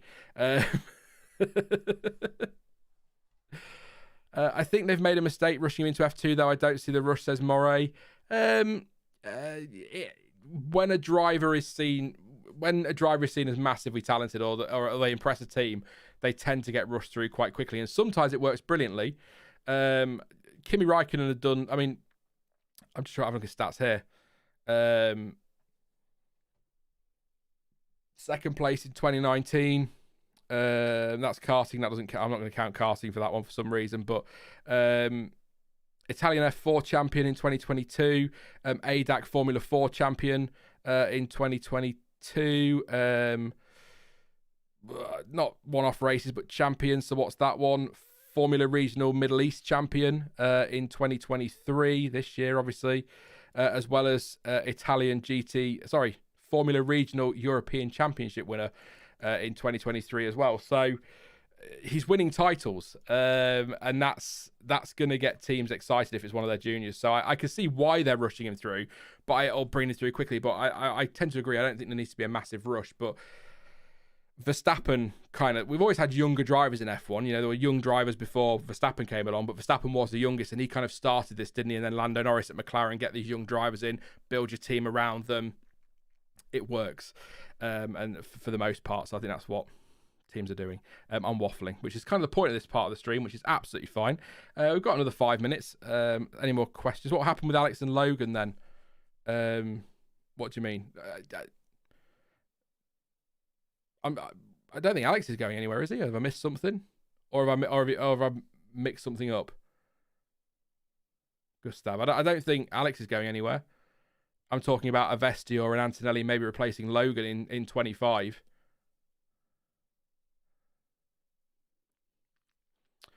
Yeah. Ollie Behrman, by the way. A couple of people talking about Ollie Behrman in chat. He impressed, didn't he, when he was out there? Antonelli 17, just to confirm, by the way. But yeah, no, he did well. And now there's talk about him maybe in a Haas in the future. Yeah. Is he the next one for Ferrari? Is he the next Leclerc, for example? Corp says, should crowd shots be banned during the race? It was too much this weekend, even during fights. If there's nothing happening on track, no, I don't mind a crowd shot. But Silverstone's the gets me every time. Luffield, when the camera kind of sees a side-by-side move and then pans up to the grandstand and shows you a bunch of people going, don't care, I'm here to watch the racing. I still can't work out as well, and I had this conversation with Stuart last year, and I still can't work out, is that crowd noise genuine? Because, and I know crowd noise is probably quite generic anyway, but it does sound like the same noise piped over every single time. And then you see the crowd, you're like, well, they're not really jumping around getting excited. I don't know. It's maybe, it doesn't matter, does it? But sometimes something happens, or there'll be a track where there's not a massive crowd there, and then there'll be this massive roar when somebody runs a little bit wide, and you're like, not sure on that one. Anyway, Behrman is amazing. Callum always looked mediocre, says the Zero line. Stein said yes because they mute the boos. Did they mute the boos? Have they started doing that now? Interesting, if they have. Thomas says, surely Norris win coming soon. 6 times second places. Times 6 second places. Most podiums, 13 without a win, along with Nick Heidfeld. Ouch. I said a couple of weeks ago, I think Norris is going to win. I thought McLaren would win a race between now and the end of the season. That was a couple of weeks ago. Only 2 left. This was the one I thought. Even though my picks on Thursday, by the way, were very tongue-in-cheek, as was my comment towards the end of the video. I wasn't being totally serious when I said what I said at the end of that video. It was tongue-in-cheek, hence the fact I was quite clearly laughing, or at least grinning my arse off at the end of that video because I was being sarcastic. My picks were also very tongue-in-cheek, but this was the one I thought a couple of weeks ago McLaren would win, and I thought at one point today they had a shot, but then, like I say, Norris had that opportunity, used his battery and his tyres, but then Max just went, see you later, mate, done. And that was that. So that was the end of it. So Vegas could be a possibility, yeah. Thomas, probably more likely than Abu Dhabi, because it will be a bit of a lottery. Yes, there are 3 practice sessions, but it's 3 practice sessions on a track that's going to have no grip. Is apparently going to be quite bloody cold. From what in fact, do you know what? It's very early. Usually, I think Wednesday's early enough for weather forecasts. Let's see what the temperature is in Las Vegas right now, which would not be the time for the race. We're about 12 hours plus after that one. So let's go to next Sunday. It's not when the race is, but why not? So it's going to be about 13 degrees. So this Sunday, because the race starts, if I'm correct, quite a weird time. It's Saturday, isn't it, in Vegas? I want the Saturday one, really. So in the UK, it starts at 6 a.m. on Sunday. But in Vegas, it's 10 p.m. on the Saturday. And 10 p.m. this Saturday, which is a week early, but it's still a point, is 12 degrees. So it's going to be cold. Our tyre... So answer me this one then, because I can't remember which way it is. Are McLaren better when it's colder or hotter? I think McLaren are better when it's hotter, aren't they? Because I think there are a couple of teams that are the other way around, and I always get mixed up as to who's what. So if... I assume as well they must be taking the... I'll check with Pirelli, but I'm pretty sure they're taking the softest compounds to Vegas as well, because, I mean, you may as well. I will say this as well. If the hard tyre was like a rock today and was useless, can they take the softest compounds to Brazil next year, please? Yes, so it will be... Yes, it's softest tyres for both the final races. So, sorry. I've spoiled the whole preview now for the next 2 races. But so they're better when it's colder. At the start of the season, that was the way it was. So I suppose... things have changed for McLaren massively this year, haven't they? So I can't really read that. But it'll be interesting. 12 degrees around there would be insane. And yeah, Nürburgring vibes, 2020. So it could be chaos. We could have cars going around putting rubber down. So there'll be no rubber. It'll be dirty. It's going to be cold. It's going to be a bit of a lottery. And I'm quite looking forward to it. I will also say, if you don't like cheesy things... You're watching the wrong channel. But if you don't like cheesy things, Vegas ain't going to be for you, because that is going to be one massive cheese fest from start to bloody finish. Kind of here for it. Very much looking forward to it. But I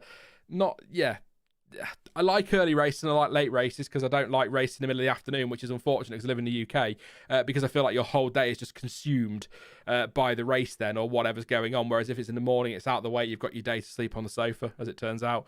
Getting old. And... if it's in the evening, you've got your day to do what you need to do. But I still, even though I like the morning starts, I hate getting up early. So prefer the cold race at Vegas over the Qatar fiasco, to be honest. As Stein, yeah. I like the Qatar track, Losail or Lusail. But I'm not convinced it's for F1 cars. But then I thought we were supposed to go in somewhere else as well in Qatar. Just little tinfoil hat time, by the way. I thought Jeddah was supposed to be a temporary track.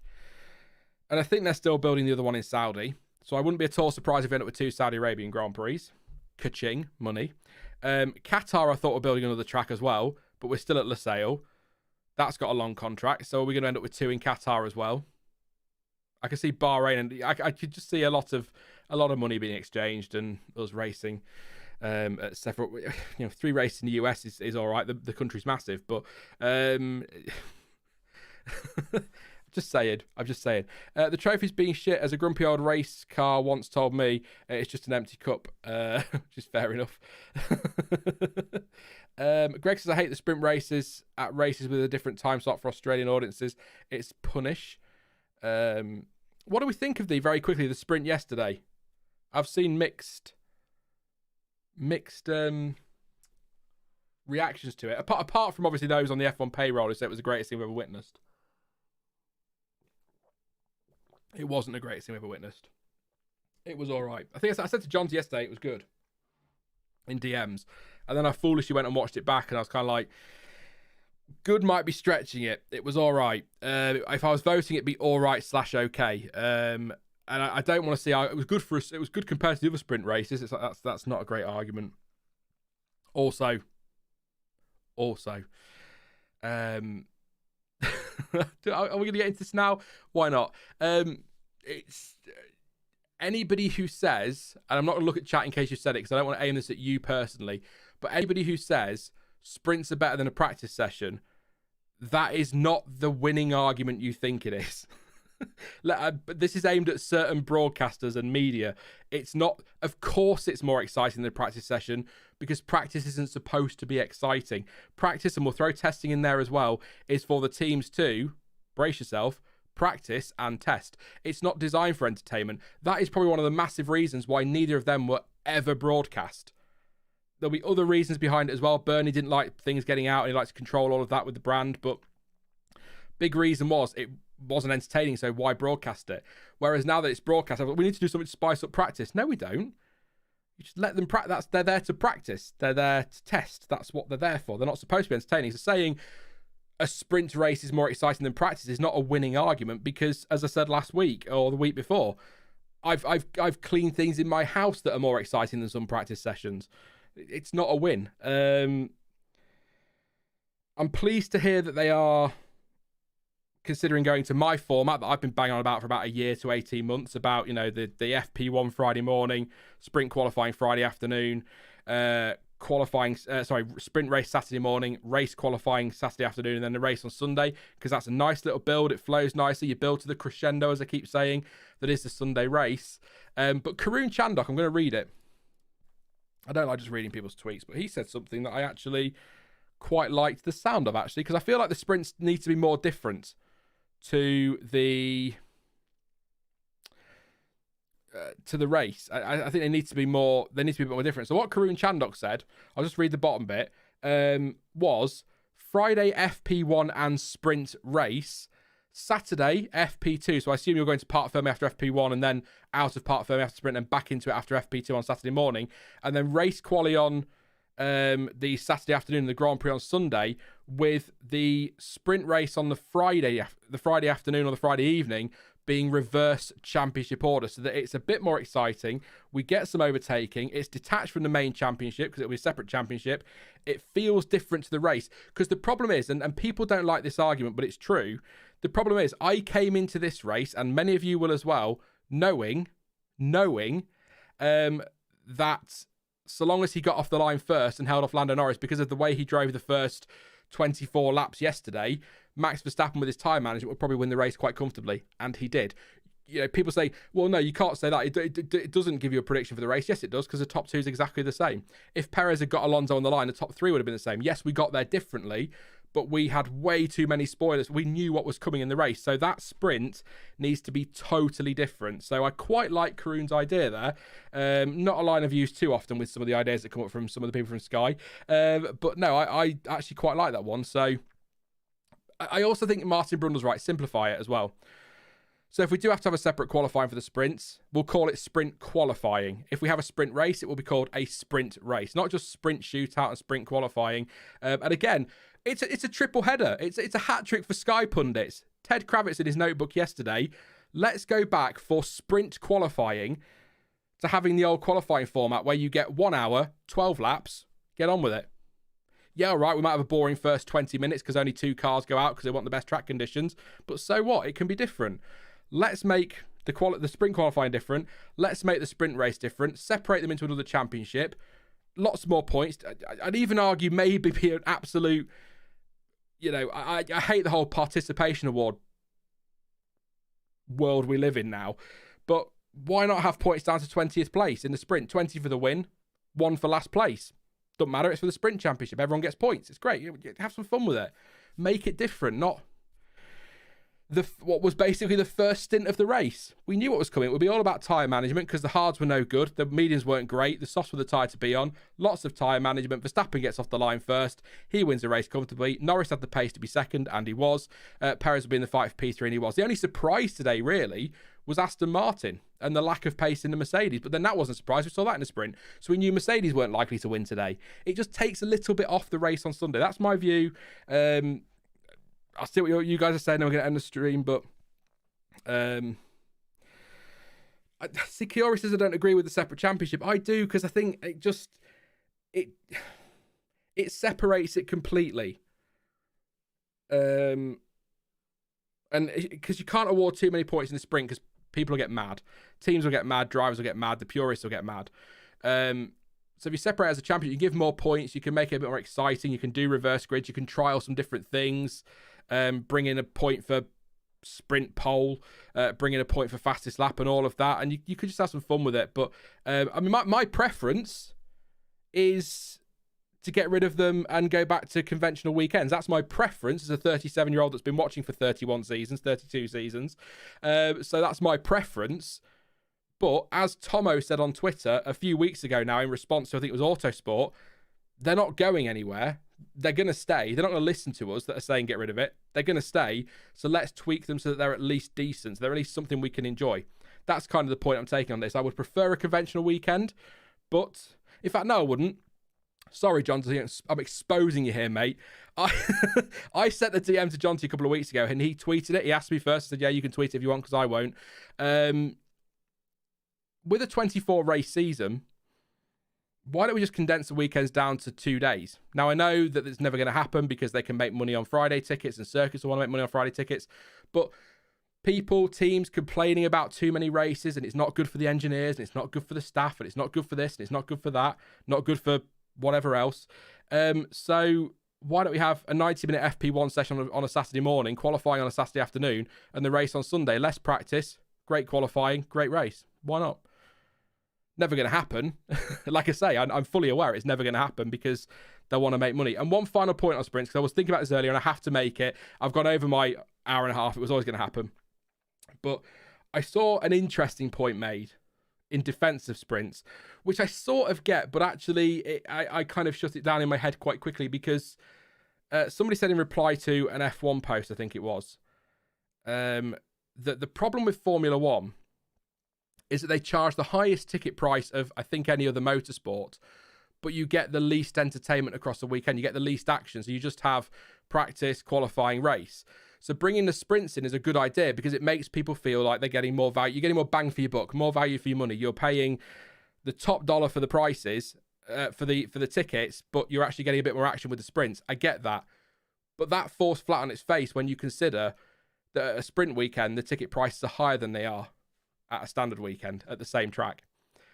So whilst you might feel like you're getting more bang for your buck, you're actually not, because you're paying the most amount of money for tickets in Formula One, but then when it's a sprint weekend, they're putting the prices up again. So you're actually no better off. You're not getting any more value for money at all. And if Cota Sprint is anything to go by,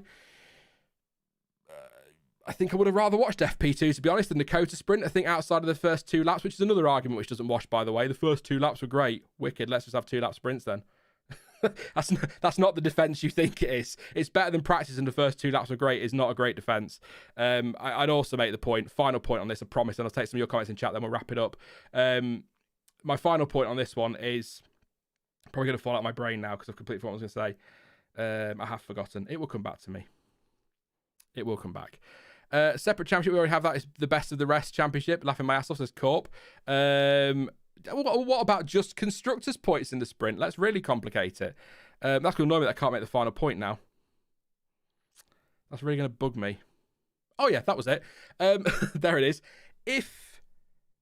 We hear all the time from F1 that, the feedback they get is overwhelmingly positive. And again, me and Stuart had this conversation last year. The feedback they get is overwhelmingly positive. The circuits love it. The fans love it. All their surveys say they're great. The TV viewers say it's fantastic. The revenue's brilliant. It's all amazing. If they're so fantastic, why are F1 and the people on the F1 payroll having to defend them every single time we have one? Why are we having to tweak them every year? If they're so brilliant and they're working so well and the feedback is overwhelmingly positive, why are we having this conversation every single time they happen? So they're not, are they? So something has to change. If they're not going to get rid of them, and they will not get rid of them, then we have to look at ways to make them better. And if it's a reverse sprint, then it's a reverse sprint. If it's the format that I keep banging on about, where the weekend flows better, it's that. If it's a separate championship, if it's just the rookies or the juniors, whatever, they have to do something to make it more interesting. Otherwise, people are not going to watch, because people will get sick of it and will turn away. But what frustrates me the most is that, and I think actually Jonty's here, isn't he? So I think we had this conversation when the sprints were first rumoured, Jonty, a while ago, a few years ago now. And we said, just go with the F2 format. It's really frustrating that the format for a sprint race that worked well was already there, but F1 was too busy trying to pander to too many people and keep too many people happy, rather than just going, it works in F2, it works in F3, it works in junior categories and has done for decades. Let's bring it to F1. We're going to end up with exactly what we should have just started with in the first place. And I know that F2 and F3, those cars are easier to race and easier to follow, and that's a bigger issue with Formula One. But it's just annoying that I can see we're going to ultimately end up where we should have started in the first place. And this last 2 years has just been a complete and total piss about for no reason. That's just my view. It annoys me. Anyway, a couple of your comments then, and then I will be... Zero Line is listening to Sean talk about Toto being dejected. Oh, he's a little bit behind, isn't he? He's going to get my rant about sprint soon. Kerbal says they should do a partial reverse grid where only the top 10 would be inverted. That would mean that this week the starting order would have been Gasly, Piastri, Russell, Leclerc, Norris, Alonso, Sainz, Hamilton, Perez, Verstappen, which could be fun. It would be more fun than maybe what we saw. The only problem with that is that it would take Verstappen in 10th place about 3 laps to get to P1. So that's why I think in Formula One, with such a massive pace difference between Red Bull and Haas, for example, I think that's why you'd need to reverse the whole grid or the whole championship order, because it would be, again, it'd be exciting for 5 laps or something, and then it's just back to the fast cars at the front, and that's the end of that. So, although I suppose it's quite competitive in there, isn't it? And DRS trains and things to consider. It might not be as simple as that, but I think that's why reversing the whole grid makes sense. That's why I think it needs to be a separate championship. John says, when it was rumoured, COVID happened, then we spent 4 months saying it's a strange, disruptive season. Test these things now. Yes. Try multiple different things now. No one listened. Exactly, John. We did. We were that baffled us when they said we'll start them in 2021, and we're like, this is literally the perfect season to be testing them. I get that they just wanted to get the season done, and it was complicated enough without throwing in something else. But of all the years to try something different, it was 2020, because the season was only 17 races. You could have thrown in 3 or 4 sprints in there just to try them out. A couple of different formats maybe even in there. But yeah, they don't listen to us, John T. I don't blame them. If they listen to us, we'd have a very different Formula One, and if they listen to you, mate, then the rules might actually follow consistently. But anyway, unlikely. They're not going to listen to us. I'll be watching back later, but count me in for Fernando as driver of the day. Thank you very much, MCS Biles. We'll see you, or I'm sure you'll pop it up in the comments later, and I'll leave you a little love heart. 800 votes, only 200 likes. Come on, guys, says James Rich. Thank you very much, mate. The Zero, I don't know if you're having a conversation with somebody else, but the Zero license, because the purists complain it's artificial. Cornelia says day 1, practice 1, sprint race for reserve driver. Day 2, practice 2, qualifying and the race. Oh, you want to cram everything into a Sunday? That could be fun. That'd be bonkers, wouldn't it? all that into Sunday. Like, qualifying Sunday morning wouldn't fuss me too much, but I think what it is for me with sprints is I like my qualifying on a Saturday afternoon. That's just when qualifying is, isn't it? It's too what's the word I'm looking for? Too separate, too disconnected. Qualifying from the race, like you have qualifying Friday night and then you're waiting ages till the race. I think the rumoured change of going to, like I say, making the weekend flow better, I'd be content with that, but I still think there needs to be more done to improve the actual sprints themselves. But looking back now, the 2020 season was great. Different tracks, 2 at Silverstone, 2 at Austria. Never knew where we were going. Yeah, it was nice to see Turkey back as well, wasn't it? They only did 2020, didn't they, Turkey? They might have done 21, but they certainly did 2020. That was good to see back. CPB1 says, I think they should use test and reserves for the sprints. Yes, but then you'd need a third car for a race weekend. I'm just thinking about costs, that's all, which would have been difficult. And Dennis as well, current available tyre sets for sprint weekends is also a problem. Teams having to sacrifice some sessions to have enough tyres for the weekend. It's bizarre to me that I know there's less practice, but you've still got races which you eat your tyres up more and use more tyres in qualifying than you do in practice, so it's quite weird that we have fewer. So I think a standard tyre allocation will be the way to go there for me. Definitely. Zero says, Ferrari pain strikes again. I feel so bad for Charles. Charles feels bad for Charles. We all feel bad for Charles. Just quickly before I go, now it's AlphaTauri. I thought I got the Alfa Romeo press release in. I just done another check and see if they have said anything. Bottas is, I can't play that unfortunately, so no, nothing yet. So not sure what the failures were, but at the time of the race and at the time of streaming this, don't forget, if you're watching this later, this is straight after the race. If you're watching this in 2 days time, then I probably haven't got all the information because it's not out yet. But at the time when we're doing this, the talk was that there were similar issues for Alfa Romeo. So one more comment then. Who's going to get the final comment of this stream? Then we're going to call it a day. Oh, Mr. Super Chat. That's who's going to get the final comment. Nick Surface, patron as well. Thank you very much, mate, for your support tonight and your continued support. Says, love Interlagos, but I don't remember many classic Brazilian GPs in the 90s. Maybe DRS zones have helped or the November time slot. What do you think? That's a really good question. Brazil 97 was quite a good race. That had a red flag, didn't it? And at the start of that race, Villeneuve and some others across the grass for some reason. I can't remember that. Now you're testing my brain. That's see, this is the problem. One last question. Nick comes in with a banger. Trying to think of the 90s now. Yeah, Brazil 2003 was great. It was dramatic. There was all sorts going on, but I'm just trying to think. About the 90s and what I remember. So obviously Senna's drive to victory was amazing, obviously. I think 97 was an okay race. 98 not so much, as I recall. I might be wrong. I get in the muddle of the thing. No, stop, Sean, stop. Thank you, Nick. I appreciate the support, mate, but I can't. If I all this stream's going to be for the next hour is me going, I think 99 was, what was I, 99? Trying to work out what was good. Yeah, my memory is all right with F1. Yeah, it was early in the season, wasn't it? Because I remember, when did that change? Was that around 2003 time? Because I think Schumacher won, because Brazil was early in the season when Schumacher went on his good run at the start of 2000 in his championship year.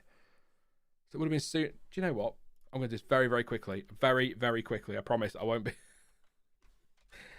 When did it switch? Somebody could get there before I can, and I'm not even looking at the chat, so I apologise. So 2000, it was in March. 2001. No, it wasn't in March. That's wrong. Look at the wrong bloody thing. Sorry, I'm being absolutely stupid here. Brazil was in... Oh, it was in March. 26th of March. Yeah, that's my birthday. Very, very nice indeed. 2001, Brazil was in April, on April Fool's Day, funnily enough. 2002, it was in March as well, right at the end of March. So 2003, I feel like that was towards the end of the season, wasn't it? So No, it wasn't. It was still at the start of the year in 2003, 6th of April. That feels like it was... No, because San Marino was after it, wasn't it? With Fisichella getting the trophy off Raikkonen. Yeah, no, that was stupid, Sean. So it's 2004. There we go. Brazil. Moved to the final race of the season, which is where it should be, on the 24th of October. So thanks to everyone that's saying it in chat now. I've just come back to chat and I can see it now. Yes, 1998 was McLaren's third pedal. That's what's trying to work out, Thomas. Was it 99 or 98? But it was 98. Yeah, Ron Dennis and his famous rise to the technical challenge line, of course. But we're going to leave it there. Thank you so much for all your questions and that. Who can catch Sean's eye for a rant stream extender? What's a rant stream extender? You want me to extend the stream for ranting? I want to do more streams because I think they're fun. But I also need to make more actual video content as well because it's not enough. So, that's the final comment of it. Zero Line gets final comment of the day. And this sums up the channel in one line and then we're going. I'm 26 minutes behind and at F1 Word just said we've got another 5 minutes. There you go. That is it for the Sao Paulo Grand Prix race reaction. I love you, like you're brilliant. I keep meaning to update the patrons, but I'm waiting for some things to clear. So Fallout 76, right, last thing, John T. Fallout 76, I played it. I enjoyed it. Since I've started playing other games, I've realised how crap it really was. As soon as you go on, even stuff that maybe other people won't like, as soon as you go on something else, like a proper single-player game, and you're like, actually, yeah, Fallout 76 is a bit lame, isn't it? So there you go. Yes, that is it. That's it. No more. I am going. I will be back, obviously, for Vegas and for Abu Dhabi as well. That's a back-to-back. I'll do some more streams those weekends as well. Would like to get something out this coming week, but it'll depend on how things are at home, as always. Don't forget you can follow me on social media for all the whatever that it's worth. I don't tweet very often in that. Follow XPB as well. They provide images for the stream. Thank you very much to those guys over there. And of course, you can support the channel on Patreon, all of that business. Don't forget to leave a like and a sub as well. I'm going to go. So thank you for watching. I've been Sean. This has been the F1 Word. And until next time, goodbye.